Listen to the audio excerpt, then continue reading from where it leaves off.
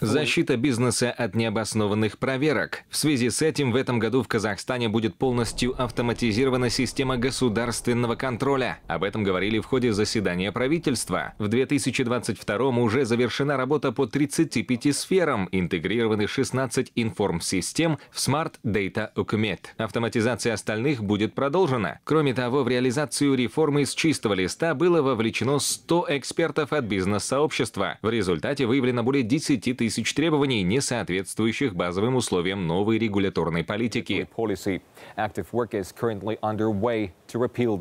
Кәсіпкерлік саласындағы міндетті талаптар тізілімі цифрлық үкіметті қолдау орталығының базасында. Реестр обязательных требований в сфере предпринимательства создан на базе Центра поддержки цифрового правительства и запущен на платформе Smart Data Ukumet. Это обязательный механизм, обеспечивающий на постоянной основе пересмотр регуляторных актов, который позволит применять метод регуляторной гильотины в отношении требований, негативно влияющих на бизнес-среду. Особенность реестра – освобождение предпринимателя от административной ответственности за нарушение требований. Әкімшілік жауапкершіліктен босату тізілімнің ерекшелігі болып табылады.